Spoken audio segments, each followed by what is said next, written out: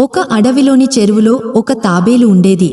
ఒకరోజు సాయంత్రం అది నీటిలోంచి బయటకు వచ్చి ఒడ్డున నెమ్మదిగా తిరగసాగింది. ఇంతలో అక్కడికి ఒక నక్క వచ్చింది.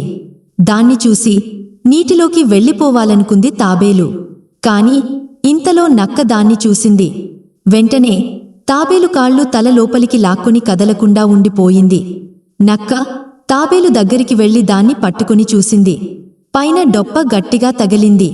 తాబేలును తిరిగేసి మూతిని దగ్గరగా పెట్టింది. ఇలా నక్క తనని పరీక్షిస్తున్నంతసేపు తాబేలు ప్రాణాలు అరచేతిలో పెట్టుకుని ఊపిరి బిగపట్టుకుని ఉన్నది.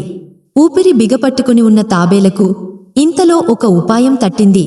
దాంతో ధైర్యం చేసి తల కొంచెం బయటపెట్టింది. అయ్యో నక్క బావా, నువ్వు ఎన్ని తిప్పలు పడ్డా నా శరీరంలో ఇతర మాంసమైనా తినలేవు అంది తాబేలు.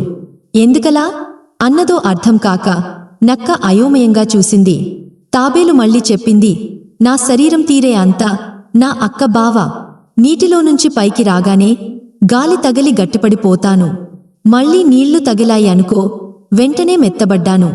అందుకే నువ్వు నన్ను కాసేపు ఆ నీటిలో నానబెట్టి ఆ తర్వాత కడుపారా తినొచ్చు అని చెప్పింది. అసలే జిత్తులమారి నక్క మహా తెలివైనది కదా. తాబేలు మాటలు నమ్మి అన్నట్టుగానే తల ఊపింది. తాబేలును నీటిలో ఉంచి పారిపోకుండా కాలితో నొప్పి పెట్టింది. కాసేపయ్యాక తాబేలు తెలివిగా నక్కకు చెప్పింది, నక్క బావా, నేను పూర్తిగా నాను కాని నువ్వు కాలు పెట్టిన చోట నానలేదు అన్నది.